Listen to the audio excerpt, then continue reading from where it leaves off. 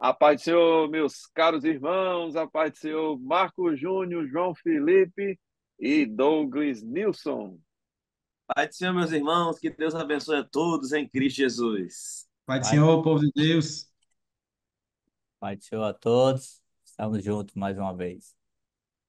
Amém. Esse é o nosso EBD em Síntese Podcast, uma iniciativa do DENEC, Departamento de Ensino e Educação Cristã, aqui do Rio Grande do Norte, nas pessoas do nosso pastor-presidente, pastor Martim Alves da Silva, e do nosso diretor, pastor Reinaldo Odilo. Estamos aqui com a lição de jovens, terceiro trimestre de 2024. Olha a capa aqui, ó. Olha a capa na cova dos leões. E hoje lição de número 8. Graças a Deus, né? Que estamos juntos até agora. E você que não se inscreveu, que ainda não compartilhou, que não comentou nenhum vídeo que sequer, compartilhe, passe para os seus amigos, até mesmo para os alunos. Qual é o problema? Nenhum problema. Estamos aqui para aprender juntos a palavra de Deus e a lição de hoje promete. É algo muito atual, é algo que está muito ligado às dificuldades da juventude nos dias odiernos, né? Marco Júnior, você que é advogado, dias odiernos, né? Os dias de hoje. É Aí, verdade, com certeza. São olha, coisas que a gente está visualizando, né? isso, São coisas agora, que a gente hoje, está visualizando dia após dia. só bater os olhos nas redes sociais, na televisão, nos esportes, nas escolas, no trabalho, que a gente vai ver situações como essa que estes jovens enfrentaram. Então, é uma lição extremamente atual. Tem como título A Consequência Destruidora do Prazer Carnal. E aí a gente tem o texto do livro do profeta Daniel, capítulo de número 5, alguns versículos. É aquela passagem bem conhecida, caro professor, que temos as inscrições na parede. Muito bem. Eu tenho aqui uma introdução que mostra que não estamos mais no reinado de Nabucodonosor, já se passaram anos e anos e anos e anos.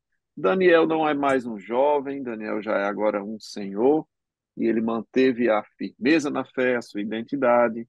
E agora estamos aqui, citado na palavra de Deus, Belsazar, em algumas versões, Beltesazar, né? Com T. E ele era o quê? Ele era filho, né, de Nabonido, genro de Nabucodonosor. Estamos aí já bastante tempo na frente, já na iminência de termos o fim do reinado babilônico e a transição para o reinado medo-persa, os Medo, velho. medos e persas. Não é isso mesmo, meu querido Nilcinho? Banquete de Belsazar e o hedonismo. Me disseram aqui que você era craque nessa palavra, hedonismo. É verdade? Pai do Senhor, queridos, não sou craque, mas é uma palavra tão comum em nosso meio, né? Nós que lidamos com jovens e uma geração, de uma forma geral, que, e diante de um apelo contínuo da sociedade, o hedonismo, ele é cada vez mais presente, inclusive no nosso contexto cristão. Ou seja, o viver pelo prazer como propósito de vida.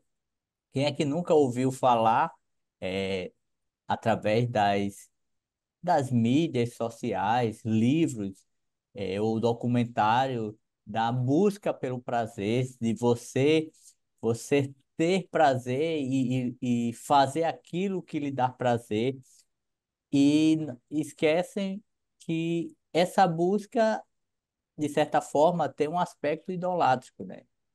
Não que nós não possamos ter prazer, nós podemos ter prazer em muitas coisas que de forma lícita. Mas o problema do hedonismo é que o prazer ele passa a ser o centro, ele passa a ser o fio condutor. E eu vou conduzindo minha vida em coisas que gera autossatisfação, né? Que me proporciona prazer independente das consequências. Então, o hedonismo é um termo não muito comum no sentido da palavra, mas muito presente em nossos dias atuais. A gente tem uma palavrinha que nos mostra o prazer, eu diria, o prazer desenfreado, né? O prazer sem controle. E que hoje já se usa um outro termo, viu, Nilson, você falando sobre hedonismo, um outro termo que é excesso, né, de dopamina, né, ou descarga dopaminérgica. É o excesso deste neurotransmissor no cérebro das pessoas. E há já um efeito sendo estudado pela ciência a respeito dos efeitos danosos disso no corpo da pessoa e até mesmo no seu desempenho escolar, no seu desempenho social, e está muito ligado ao que vemos aqui na história. Havia, inclusive, segundo os historiadores, um desdém de Belsazar em relação ao contexto, né? Sim. Dizem que já havia um cerco do reino Medo-Persa e ele desdenhou e festejou como se Babilônia fosse indestrutível.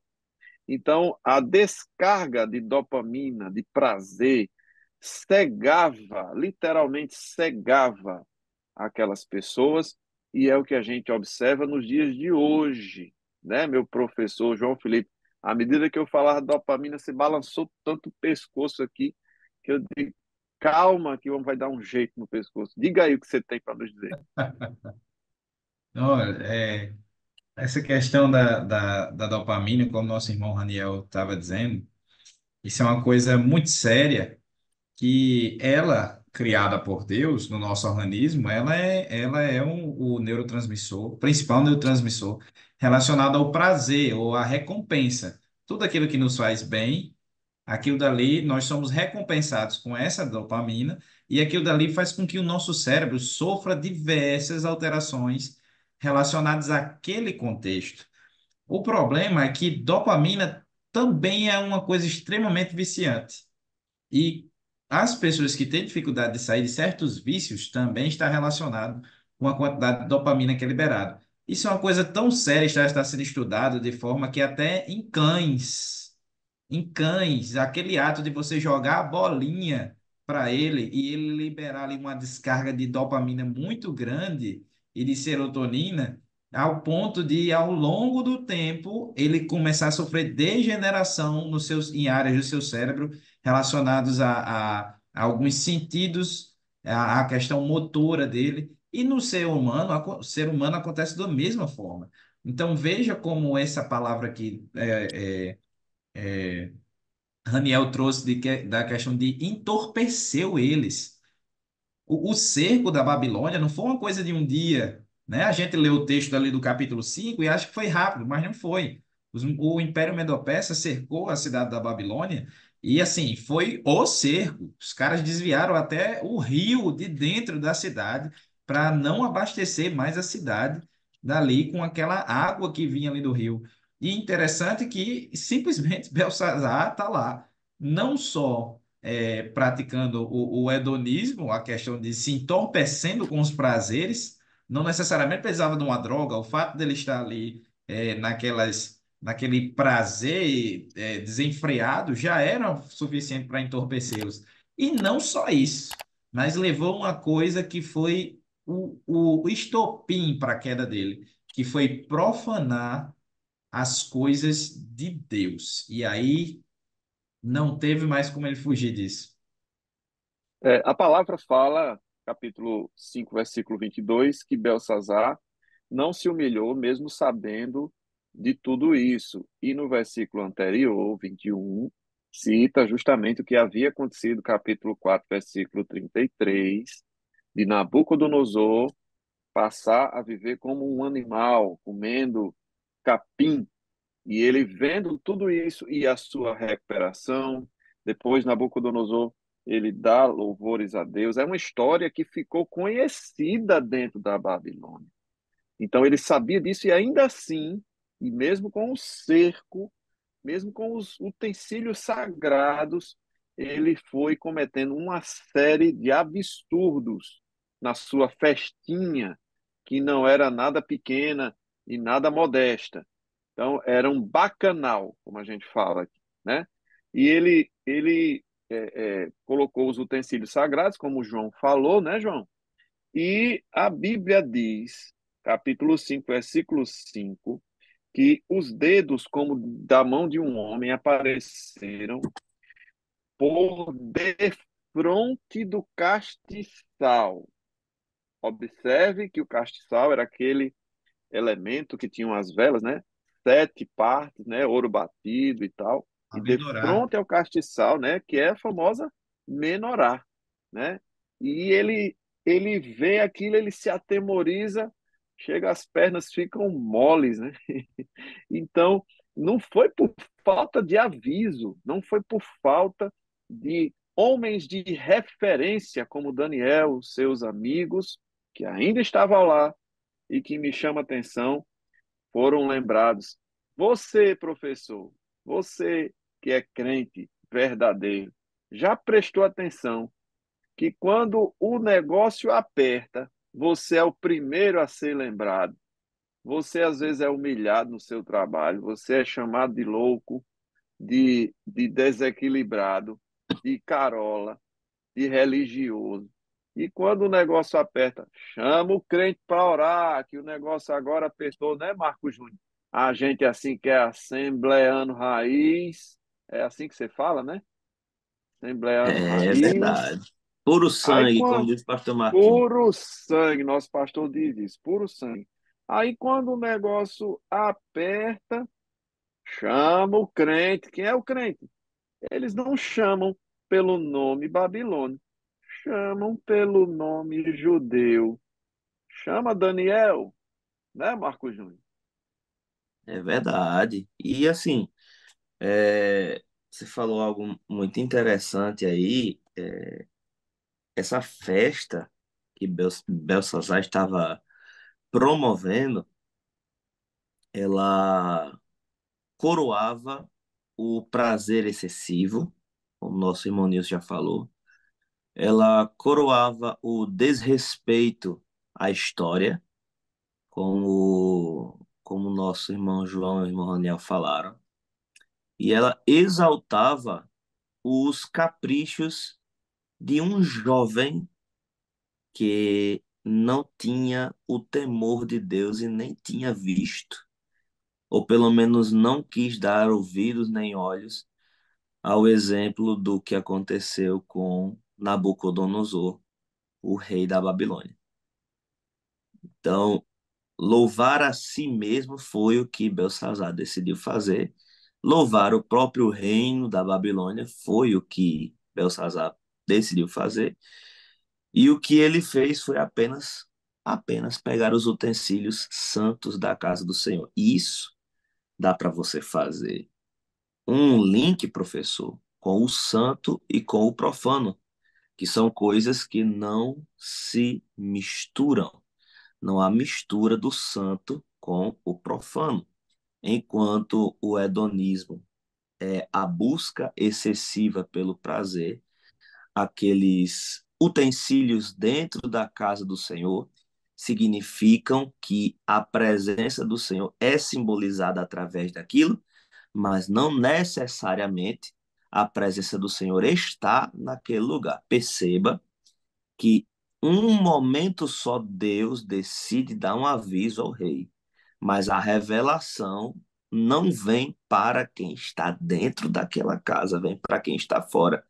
A presença de Deus vem com o nosso querido profeta Daniel. De toda forma, não se pode misturar o santo com o profano.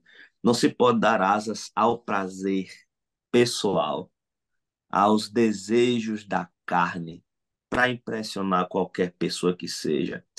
É importante preservar o temor ao Senhor, que disse bem Salomão, que o temor do Senhor é o princípio da sabedoria. E onde não há temor do Senhor, vamos ver e presenciar ações como essa de um jovem como Belsazar, que enfrentou tudo o que ele queria enfrentar sem avaliar as consequências.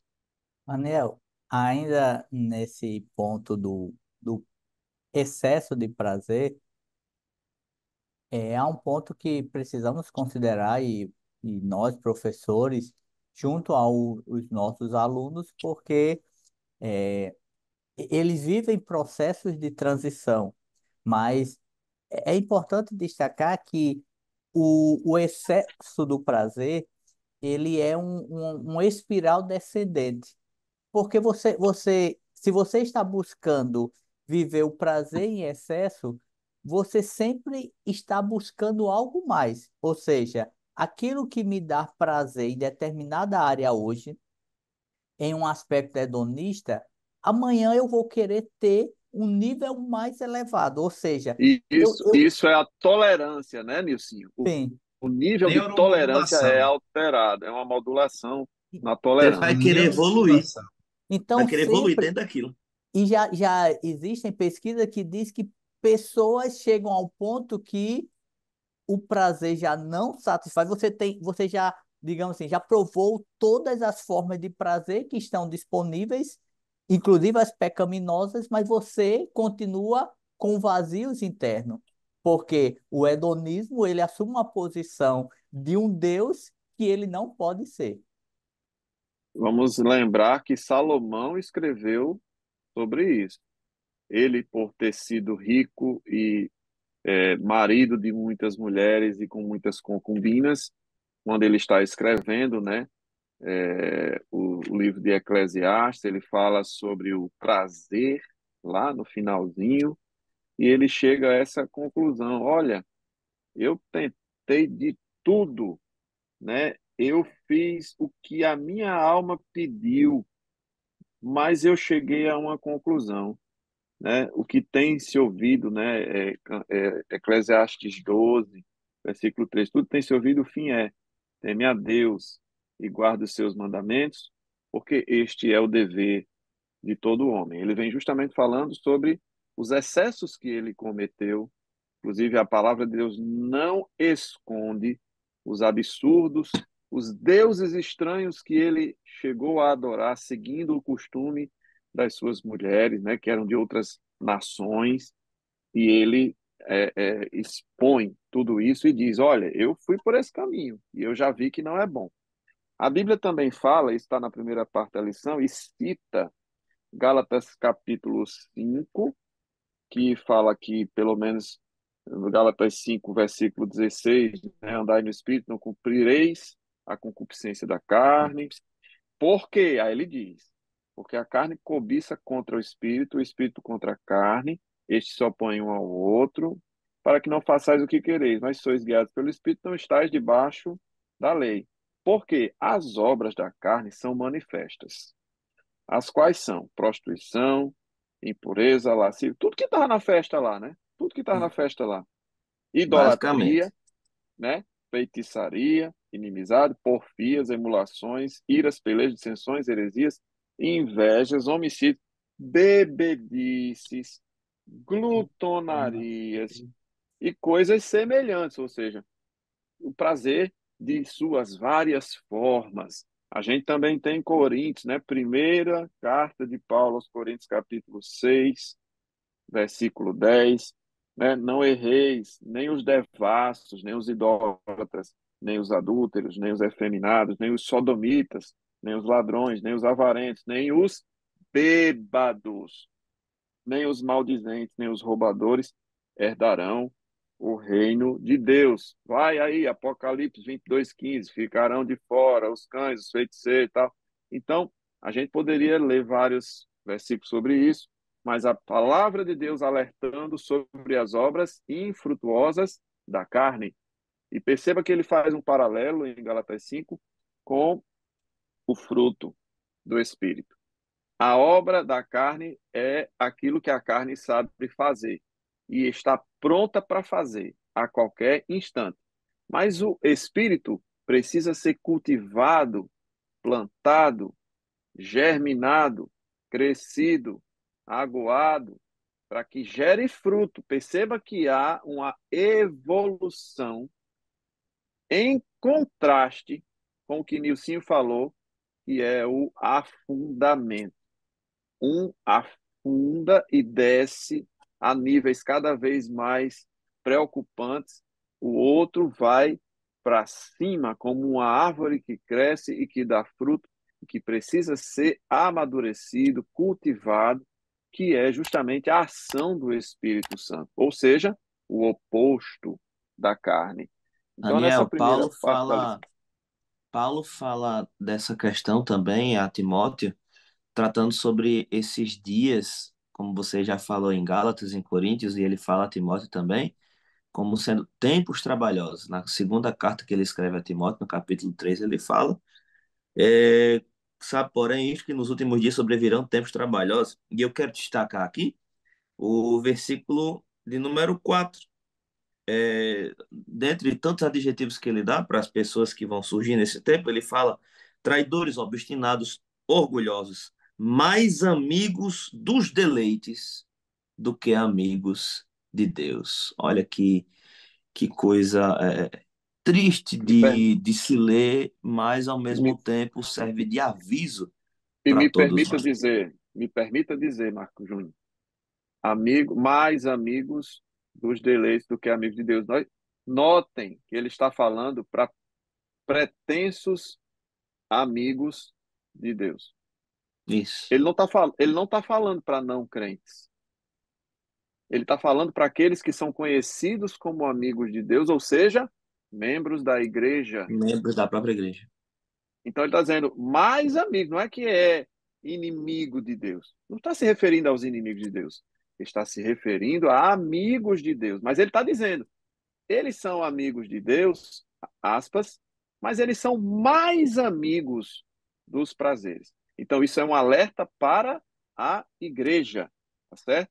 E aqui na lição, ainda na primeira parte também, ele cita estímulos de alta recompensa, de alta dopamina, e coisas que não existiam no tempo de Belsazar, mas que existem hoje. Leia-se, né? Drogas ilícitas, jogos. Tá na moda agora um tal de jogos de azar, o jogo do tigrinho, os bets da vida, né? E isso é jogo de azar, isso é Verdade. tentar a sorte, e pessoas estão se viciando nestes negócios, tá? Jogos de computador, redes sociais, e os crentes, os amigos de Deus, muitas vezes alegam não ter tempo de buscá-lo, de ler a sua palavra, de orar, mas passam horas nas redes sociais, passam horas nos jogos, né, nas brincadeiras, e há coisas listas e coisas ilícitas. Mas Paulo, escrevendo aos Coríntios, ainda no capítulo 6, ele diz, ó, tudo me é lícito, mas nem tudo convém. Então, mesmo diante de coisas lícitas, ou seja, permitidas, eu posso entrar num loop de descarga dopaminérgica, de problemas ligados à alta recompensa, dopamina, aquilo que João falou, aquilo que Nilcinho falou, aquilo que Marquinhos falou. Então, abra o olho do seu aluno. Ele pode estar sendo esta pessoa que nós Daniel, estamos lendo aqui na deixa eu lição. Diga, só Nilson. fazer mais uma observação, é, que dentro dessa questão do hedonismo pode existir uma seletividade, porque se hedonismo é algo que me dá prazer, então o que me dá prazer é o que eu vou buscar, então, em contrapartida, algo que não me dá prazer, eu não quero.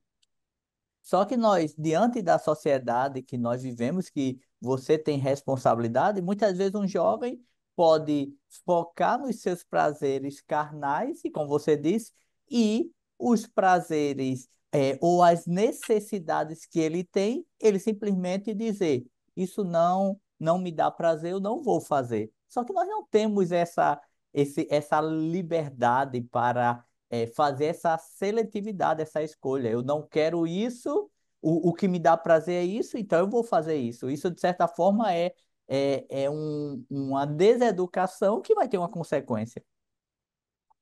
Rapaz, você falou em prazer agora, eu me lembrei de uma coisa. Rapaz, a Bíblia é perfeita. 2 Coríntios, capítulo 12, o apóstolo Paulo, eh, a gente está tratando dessa palavra, desse termo, né? Prazer, e o apóstolo Paulo vem aos Coríntios e diz assim, olha, capítulo 12, versículo 10. Pelo que sinto prazer nas fraquezas, nas injúrias, nas necessidades, nas perseguições, nas angústias por amor de Cristo, porque quando estou fraco, então sou forte. Paulo estava dizendo que a satisfação dele, o prazer dele, estava naquilo que foi lhe dito no versículo 9. A minha graça te basta. Cristo é a satisfação de Paulo. Olha só, tem uma frase de um pensador chamado Immanuel Kant. Immanuel Kant, que ele diz assim: você só é livre quando faz o que não quer. Isso não é um contrassenso, né? Porque o que as pessoas dizem é o contrário. Eu sou livre, eu faço o que eu quero.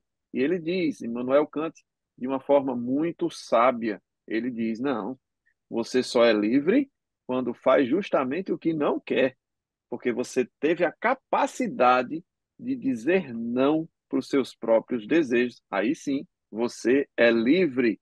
Então, isso é justamente o que o mundo fala, ao contrário, você existe para ser feliz, faça o que o seu coração manda. Gente, assinado Satanás, né? Porque isso não é o que nos ensina a palavra de Deus, né? A segunda parte Nada da é errado se lição te faz bem. nada errado se te faz bem. O que é bonito é para se mostrar. E assim vai, Satanás assinando vários, né? Não tem nada a Epitáfios. ver. Ei, Marquinho, Satanás assinando vários epitáfios, né? Se é que você me Com entende. certeza. Então,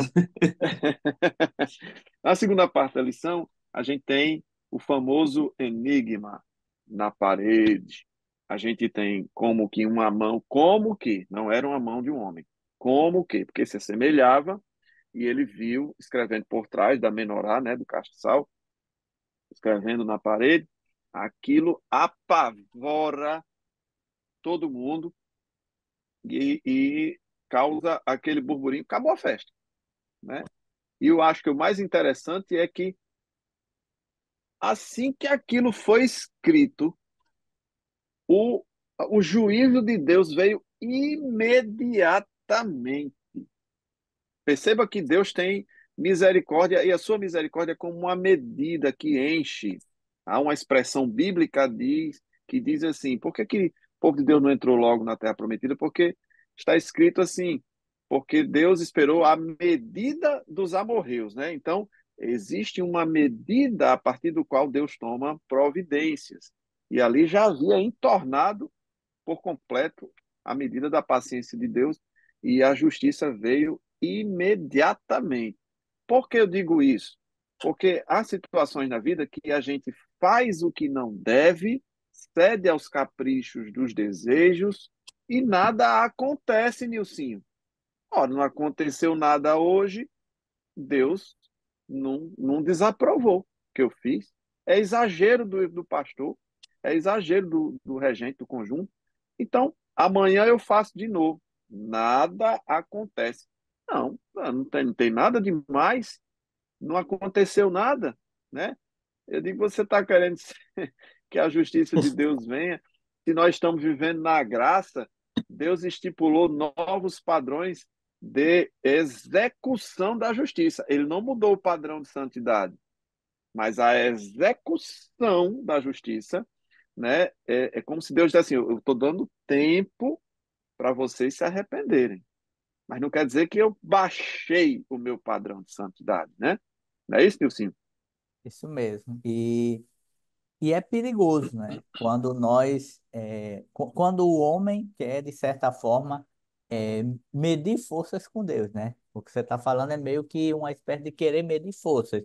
Ah, eu estou fazendo, estou pecando, estou levando uma vida um pouco assim mais frouxa, mas Deus está me usando, Deus está me dando oportunidades, Deus está me honrando, está me apresentando, então está tudo bem. Isso, Nós isso, Nilcinho.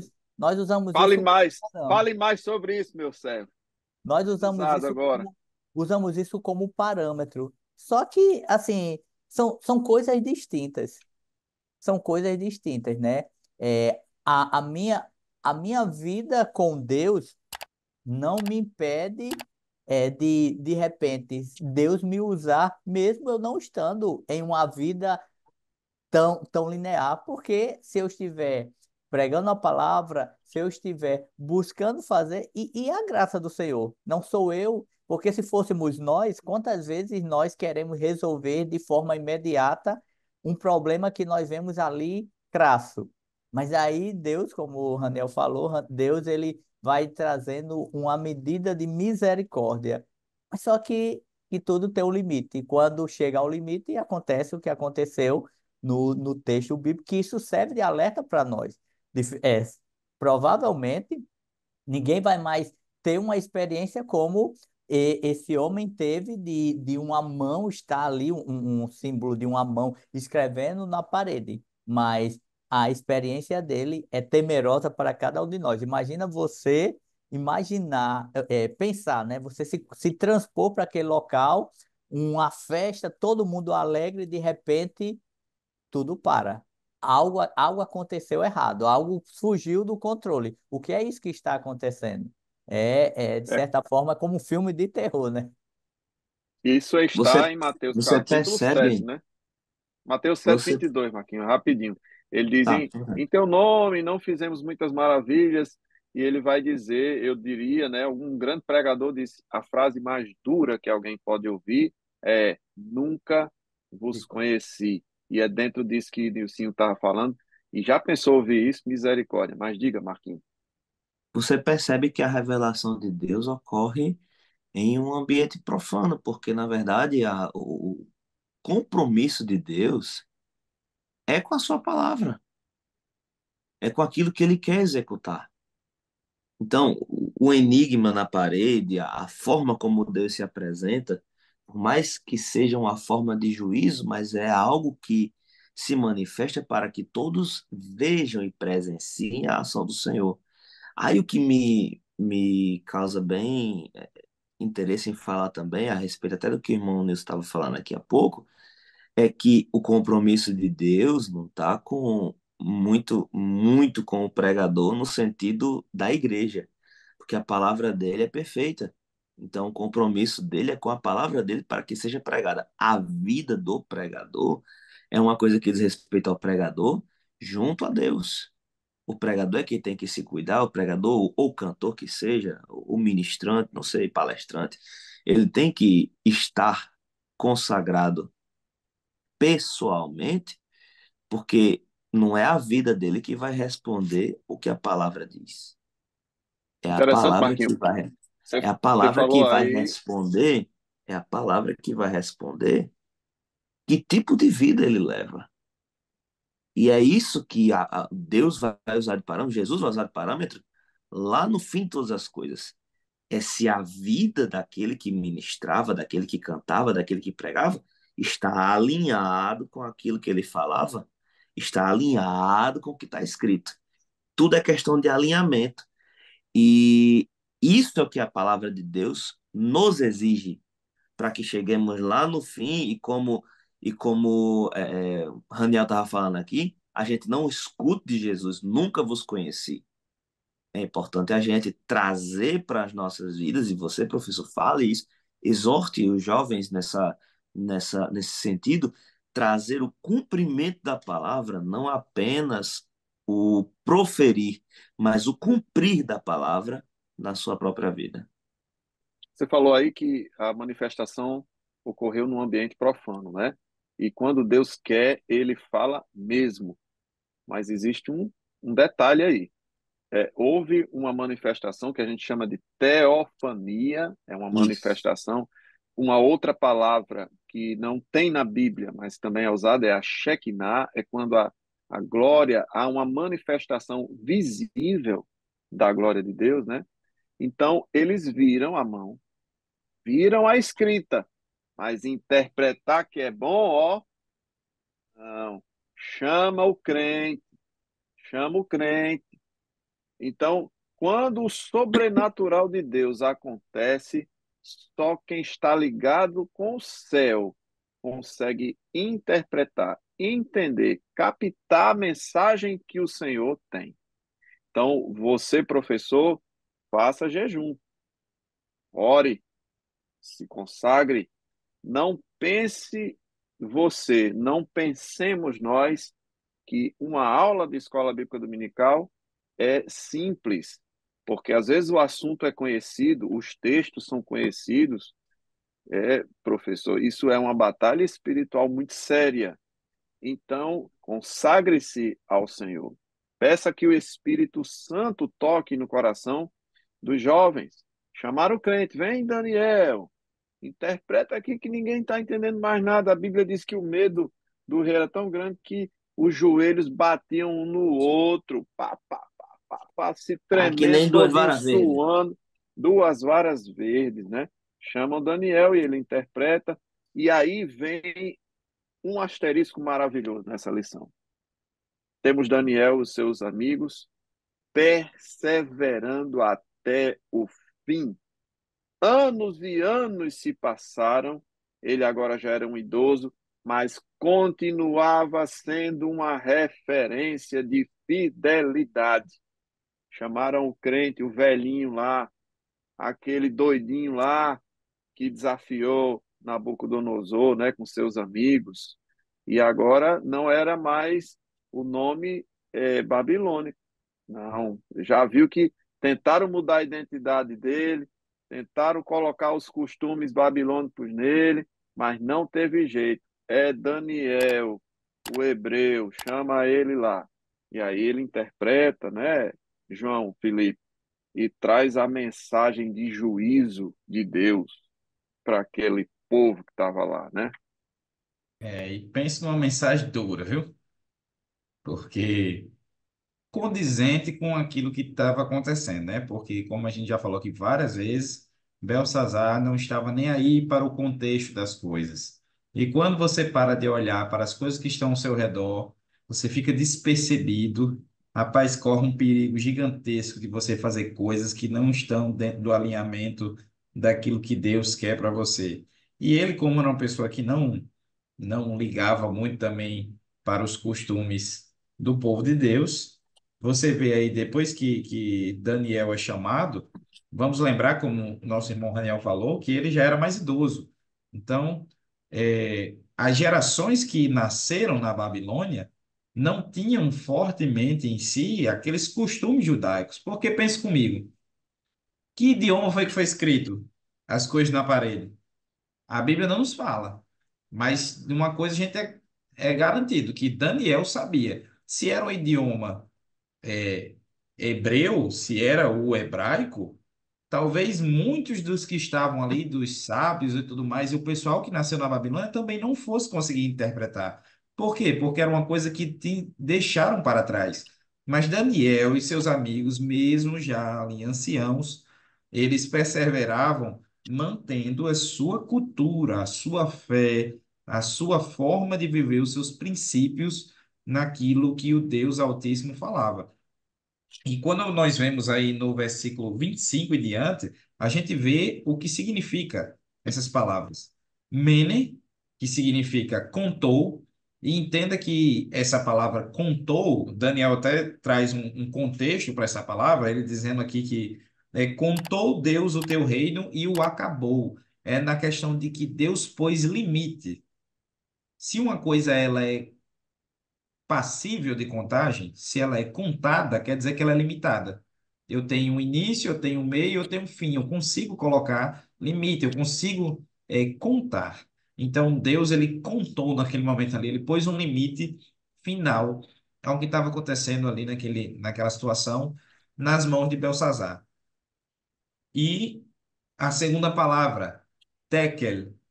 Tekel significa pesar, pesar.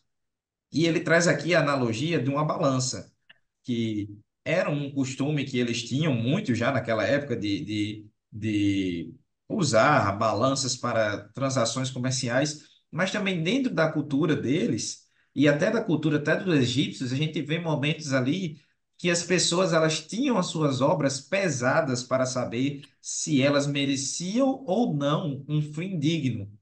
E nesse momento aqui, quando a gente vê Daniel explicando que ele foi pesado e foi achado em falta, ele está dizendo que, ó, Deus colocou do lado os princípios, do outro lado ele colocou você, o seu coração.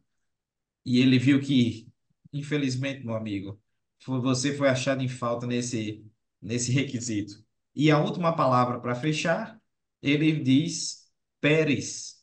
Perceba que ele não diz o face como está lá escrito na parede. Ele diz Pérez, porque ele faz ali a adaptação para que Belsazar entendesse. Na parede foi escrito o face, com F mesmo, apesar da nossa tradução trazer com P, mas o jeito certo de se falar é com F. E o face e Pérez, ou Feres, tem o mesmo sentido, que é dividir. Lembra que quando Uzá foi rachado ao meio ali, aquele lugar ficou conhecido como Pérez Uzá, Feres Uzá, que é ali onde Deus colocou uma ruptura em Uzá, quando ele tocou na arca. Então lembre-se que Pérez significa dividir. E ele explica: seu reino acabou de ser dividido e ele vai ser entregue aos medos e aos persas, exatamente aquele povo que você está lá, ó, sem prestar atenção, que nesse momento já devem estar invadindo a cidade. E a Bíblia diz que o juízo foi tão assim imediato sobre Belsazar que naquela mesma noite o o Império da Babilônia, naquela mesma noite, o Império da Babilônia foi foi destruído. E aquele império que, na época de Nabucodonosor, foi o auge, o apogeu, né? Porque já tinha tido os outros reis, como Assurbanipal, como outros reis ali que trouxeram a glória à Babilônia, mas como Nabucodonosor não existia. Mas naquele momento, tão rápido quanto a sua ascensão, foi a queda da Babilônia. Como Deus cuida de Daniel. Olha como Deus cuida de Daniel. Depois dessa cena, depois que Dário invade, aliás, antes de Dário invadir, a Bíblia diz no versículo 29 Ele foi colocado como que ele recebeu um vestido de púrpura. Ou seja, dá a entender que a vestimenta dele não era característica para o ambiente em que ele estava.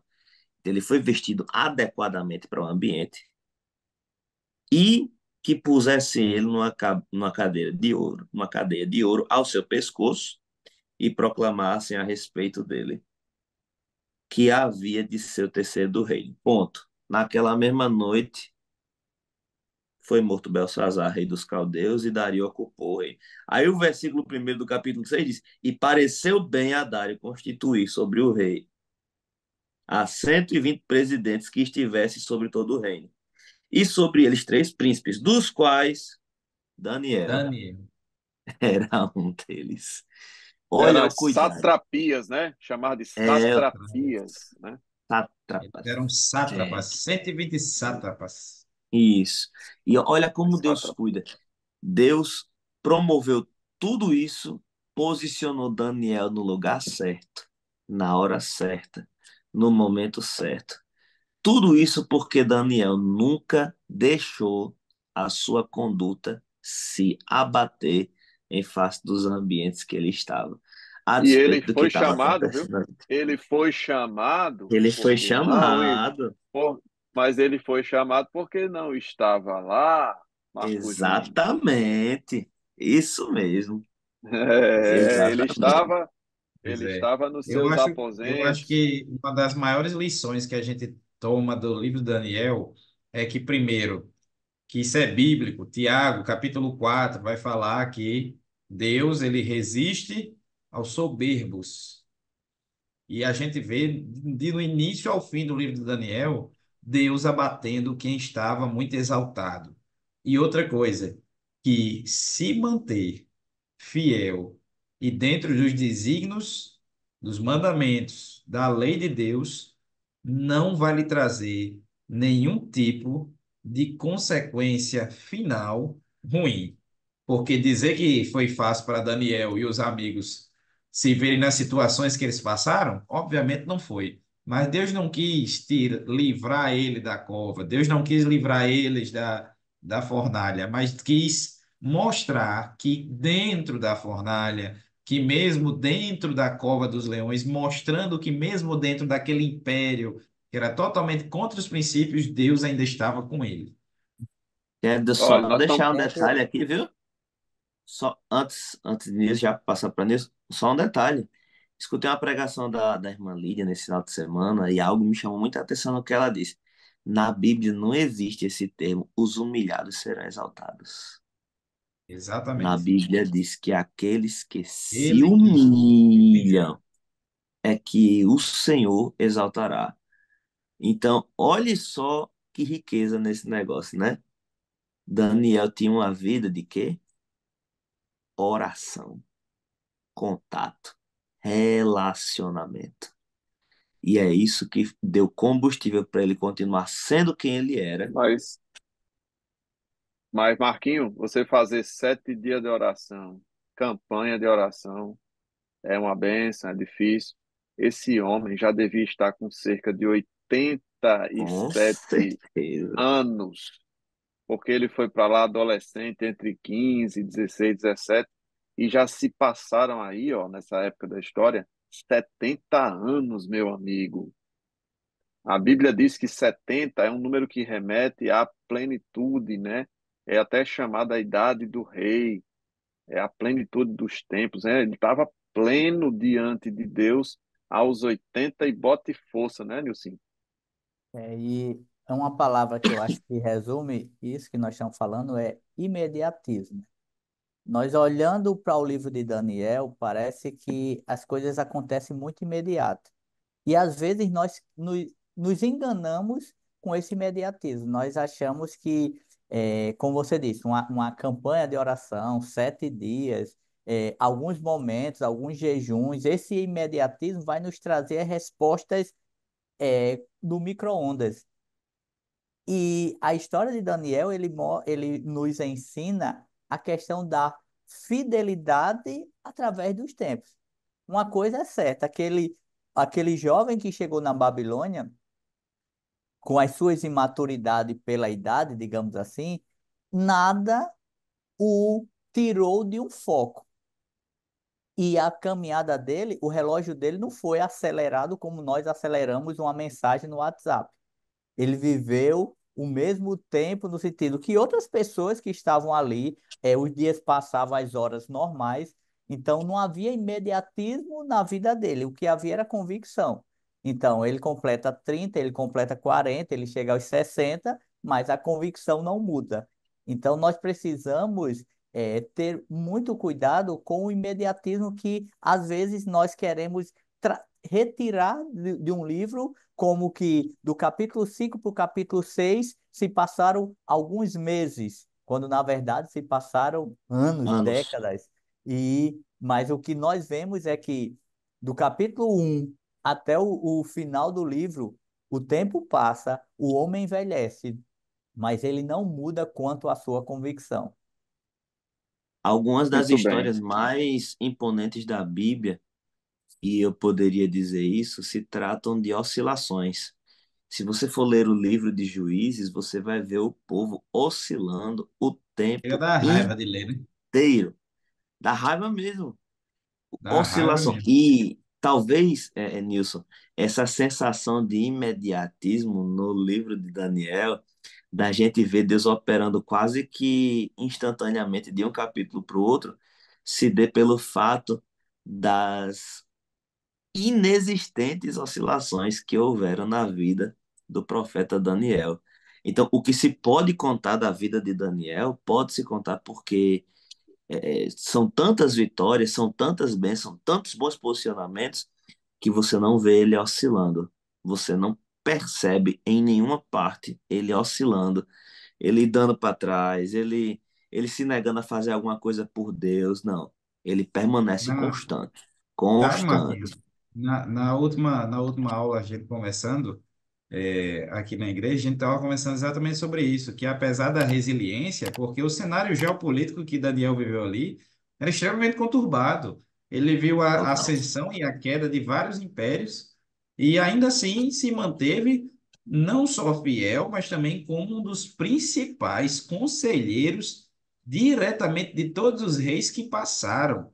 Então entenda que Daniel, o Deus, ele tem também esses lugares para você, jovem, você, professor, e a gente deve colocar hoje na cabeça dos nossos jovens que esses lugares são para nós, sim. Às vezes a gente diz que a faculdade é cemitério de crente porque os crentes não estão tomando o seu lugar dentro do contexto da faculdade. A gente está entregando cada vez mais certas coisas para o mundo e a gente não tem como fazer, não tem como ter voz se a gente não está ocupando essas situações. Agora também não é ocupado de qualquer jeito, porque Daniel só ocupou pela sua fidelidade, pela sua, pelo seu posicionamento de não abrir mão de quem ele era. Então, entenda que é muito importante essa mensagem do livro de Daniel, do início ao fim, para que a gente venha se lembrar que a humildade nos coloca em lugares gigantescos, principalmente quando nós decidimos não abrir mão dos princípios, porque quem quebra princípios por eles é Será quebrado. quebrado. E um último, aí eu encerro minhas muitas falas, Raniel. Um último ponto, um Todas último, perfeitas, irretocáveis. um último ponto que nós também precisamos desconstruir é que muitas vezes se passa a imagem de um Daniel como super-herói, quando na verdade Daniel, o livro ele não conta, mas Daniel viveu suas dores pessoais. Ele foi retirado da sua cidade, do seu povo, do seu aconchego familiar. Então, eu entendo que a vida devocional de Daniel é o que fortalecia diante das dores. A questão é que Daniel tinha uma vida devocional. E muitos no nosso tempo não, E ele era da nobreza, né, Nilson? Ele e era era da da nobreza. nobreza. E no nosso tempo, Verdade. muitos querem ser como Daniel sem ter uma vida devocional. Ou seja, é totalmente contraditório. Como é que eu vou superar as dores, as angústias, as adversidades que me assolam se eu não busco ter uma vida devocional? A quem eu vou recorrer? E a gente fala sobre os imperadores que ele aconselhou, né? Ele viu a passagem de bastão por vários deles, né? Na introdução da lição fala sobre isso. Vários deles, ele viu o bastão sendo passado e ele mesmo, passou o bastão de Jeremias até Esdras e Neemias.